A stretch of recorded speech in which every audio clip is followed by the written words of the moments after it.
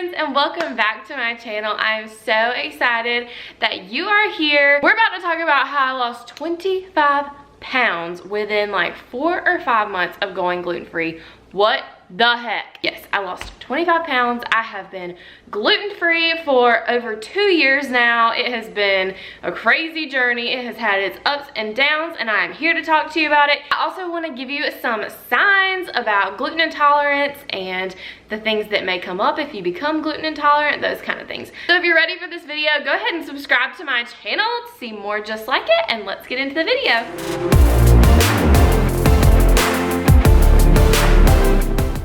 Okay, so first things first, let's just talk about gluten. What the heck is gluten? I am no scientist, no nutritionist, no anything like that. I have gotten all of my research straight off the internet, so just a little disclaimer, I don't know everything about this. I just know what I've researched, what I've found, and what I've found to work for my body. So yeah, gluten is a group of proteins basically that you find in grains like barley, rye, wheat, and malt. Many people recently have started having gluten intolerances, and it's become more of a known issue over the last few years. I personally was not born with a gluten intolerance. I did not know until 2 years ago that I had an intolerance, and I don't think I've had it my entire life. I think it's something that I developed, and I just wanted to kind of explain a little bit about what gluten is to you. If it's not enough information, go ahead and Google it because you can find a ton of stuff there. I just kind of wanted to give you a broad overview. So let's go ahead and talk about my gluten intolerance story. Okay, so before I get into like the main story, I will just go ahead and let you know when I was in high school, middle school, high school, the entire time I grew up until I got to college, I was nothing but bones and muscle. I played sports, I was an athlete, I had like 9% fat on my body. I could literally eat a house, like I could eat whatever I wanted. I was a bottomless pit, and I could eat bread, pizza, I could eat all the things, and I could eat like 5 meals a day, and they'd be huge meals, and it would never affect me. Like I would still be hungry. I was a bottomless pit growing up. When I got to college, obviously like everything changes, and sometimes people get the freshman 15. Well, I got about a freshman 25. It was great. It truly was. I believe I gained around 20 pounds my freshman year of college, and then I put on a little more weight, and I think the total that I wound up gaining was between 25 and 30 pounds, which was a lot because I think I graduated high school weighing about 130, and then by the time I got to like my sophomore, junior year, I was kind of in like the 150 to 155 range, which if you're wondering, I am 5'5", if that makes a difference to you, if you care. Well, after about 2 years of just kind of not knowing what the heck to do about it, I started getting these really bad stomach aches.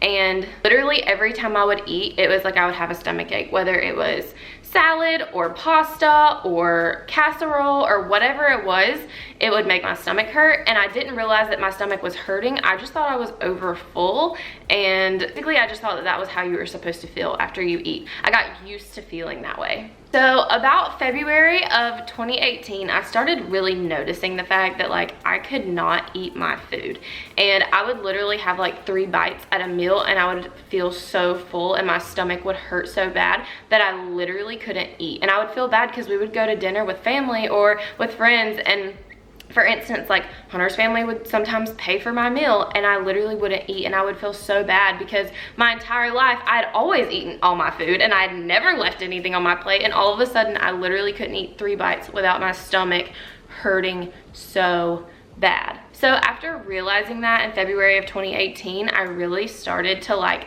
think about what I was eating, and like think about what I was putting in my body, and think about how I was feeling after. And literally after every single meal, my stomach would hurt. I couldn't eat all my food. I was literally miserable. Finally, after telling my mom and talking to people, I finally just went to the doctor because I was like, I don't know what to do about this. I am miserable and I just want to feel better. So what I did was I went to my doctor, and they basically told me that I could have had all these issues like ulcers. It could have been different organs, like all these different things, but they also mentioned that it could have been a gluten intolerance. And I swore, I was like, it's not gluten, it's not gluten. There's no way, my stomach hurts after everything I eat. There's no way it's gluten. But I went ahead and got a blood test done. They wanted me to do a ton of stuff, but I was like, no, wait, we've got to rule out this allergy before we do any more tests, because I'm not trying to do all these things and then it's just an allergy. So they did a blood test on me, and about a week later, I got a call from my doctor, and she told me that I was intolerant to gluten. and that I needed to come in and like talk to her. So I went back in, talked to her, and she told me that it was a gluten intolerance. I was diagnosed with non-celiac gluten sensitivity at the doctor, so you can totally do your research on that, but basically it just means that I don't have celiac disease, but I do have a gluten intolerance, and it is pretty high. For someone who grew up in the South with a mama who cooks real good, this was really hard. I quit eating pasta, I quit eating bread, I quit eating everything because I had no idea what I actually could eat. I started reading labels on everything. It was nuts, but I finally came to the conclusion that I literally was just gonna have to start doing research and figuring out what the heck gluten was in, and I cut out almost everything. My body was used to the wheat and the barley and the rye and all of those things that I was eating, and the things that were used to make gluten-free packaged food like bread and cookies and things like that, my body wasn't used to. So if I went straight from eating pasta and bread and all this stuff and went straight to all the gluten-free stuff, basically nothing was gonna happen except I was just gonna gain more weight, and that was not what I wanted to happen because your body's not used to those other things. I didn't eat any of that packaged food. I didn't buy the cookies, I didn't buy the bread, I didn't do anything. I just went straight to eating anything that did not have any gluten in it, which basically means that I cut out most packaged foods, most processed foods, most anything that had cheese in it other than like gluten-free pizza, because pasta has cheese in it, all of that stuff. So I was cutting out a large amount of food that I was so used to eating, and within 2 weeks I had lost 10 pounds. Now probably like 5 of that at least was probably water weight that my body was holding on to, but my mind was blown. I was like, oh my gosh, I didn't even know I had 10 pounds to lose. Well, over the summer, I think I got into like July, and I had lost another 10 pounds. I lost 20 pounds between March and July, and I was like, okay, like I'm liking this. All right, I feel more like myself. About October was when I plateaued and I had lost like 5 more pounds. So I lost a total of 25 pounds from March to October. Now keep in mind, right before I went gluten-free, I went on a cruise and I had gained like 5 pounds from that. So my weight in January of 2018 was about 160 pounds, which is the heaviest I'd ever been. And I was like, oh my gosh, what the heck? By October, I was 134 pounds, and it blew my mind. I was like, oh my gosh, I haven't seen this since my freshman year of college. This is amazing. And over time, I just had to keep like trying new things, and I finally learned to integrate foods in that I wasn't eating. But for the most part, like for about those 6 months, I was literally eating nothing but vegetables, meat, fruit, some rice, some quinoa, things like that. I didn't even eat any bread, not even gluten-free. I did get gluten-free pizzas though, because I love gluten-free pizza. I think I was eating those at least once a week. But because I was avoiding all of the other gluten, I lost 25 pounds, which still blows my mind to this day. The real question is, did I keep it off? I'm gonna go ahead and tell you that eating gluten-free is not gonna immediately make you lose weight if you don't have an intolerance and you're not already eating a ton of it. So a lot of people may go gluten-free because they wanna lose all this weight. Not a good idea. I think the reason I lost weight is because at least 10 pounds of it was bloat. Like I was so bloated, it was crazy. But if you don't have an intolerance to it, you probably shouldn't go gluten-free to lose weight, because that's probably not what's gonna help you lose weight. You can cut carbs all day long and that'll help you lose weight, but it's not really something that's sustainable for a long period of time. So like I said, I started integrating things back in, and I would have some gluten-free bread. I finally found some bread that I liked. I would occasionally buy the packaged cookies because I needed sweets. My body, whenever I went gluten-free, I already have a sweet tooth, but because bread turns to sugar in your body, my body craved sugar so bad. I think I would eat a pack of M&Ms a day, because M&Ms are gluten-free, because my body wanted sugar that bad, and I didn't know what else to do. I was like, oh my gosh, I need sugar. So after learning to like integrate things back in, I was still eating like pretty healthy and was integrating in some like random packaged things here and there, and I did not gain a pound for almost a year. I was between 134 and 137 all the way until June of 2019, when I got married. For that entire time, I kept the weight off. It was no big deal, whatever. Well, then I got married, and I made the mistake of us going on our honeymoon, and I put a bunch of gluten in my body. When I got to Mexico, I honestly just wanted to treat myself, and I made the mistake of wanting to eat toast and bagels for breakfast and like random desserts, and they didn't have a ton of gluten-free choices, and so certain choices that I made that week that were not very smart. And then I let it get to me and continued to randomly eat gluten for about 3 months. It wasn't like every day, but it was like once every couple of weeks I would have another gluten product, and eventually I started gaining my weight back. So in October, I was like, okay, no, I can't do this anymore. I think I had gained about 8 pounds by October, which was fine. I've never been a person who's been worried about my weight or anything like that. It was never really about the number on the scale. It was more about the way that I felt and the way that I physically looked in the mirror. And as of right now, today, I think I've gained like 15 pounds since I got married. And honestly, it doesn't make me upset because, like I said, I'm not really worried about the scale. I know that I'm putting healthy things in my body, and I'm trying to just stay consistent with what I put in my body, but I also know that for a while there I was just eating straight junk food, and that's just life. The difference is that when I was eating gluten, my body was like swollen, almost like bloated and swollen, so I had all this weight on me and it was very noticeable. And now, even though I've gained 15 of those pounds back, I've gained it in a whole different way, and I don't look at all as heavy as I did back then, and I'm not as like swollen, and it was not good. I'll put a comparison photo here and here, and you can kind of see like the difference. January of 2018 when I went on my cruise, and this one right here is the middle of 2019 when I went to the beach. There's a total difference. Like, I can't even explain to you. I was so bloated in this one, and this one I'm just so much happier and like not bloated. Not even that I'm fit or anything, but I just feel so much better. That is my experience with going gluten-free, and I'm really glad that I'm gluten-free. I don't regret it at all. Actually, at this point, I've pretty much cut out a bunch of dairy too.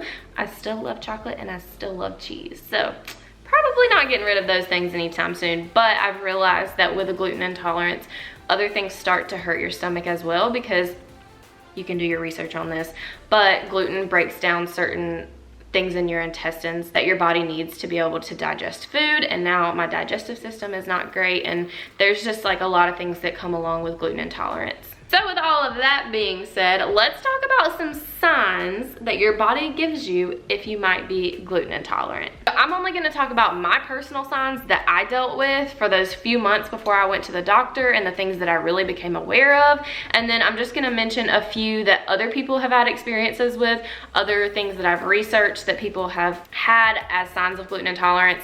So the number one thing, and I feel like anyone with gluten intolerance could tell you this, is bloating. Oh my gosh, I was so bloated. And I know I mentioned this earlier, but I wasn't just bloated in the tummy. My whole body was just like swollen. It was crazy. Basically, my stomach, I could have poked it out and looked 5 months pregnant. No, I'm not exaggerating. I know I'm like semi-small, and people will be like, oh my gosh, you don't look pregnant.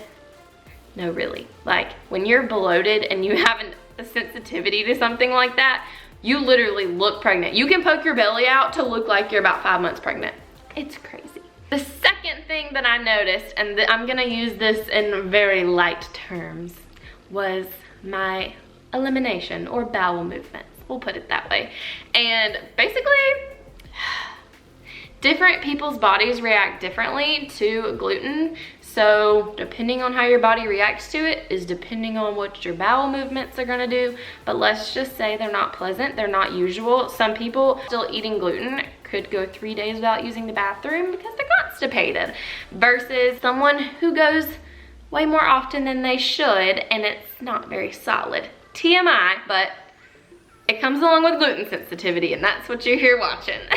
So moving on with all of that, we're gonna go back to the stomach, and you have stomach pain. So I personally would not only have bloating, which would just like make you feel like almost like a balloon inside your stomach, but I also had abdominal pain. So I would get cramps and it would hurt so bad. My stomach would gurgle, like literally, like, you know that sound like when you're like, oh, you're hungry, and it's like blah, blah, blah. No, this was like all night long. My stomach would literally be like blah, blah, blah.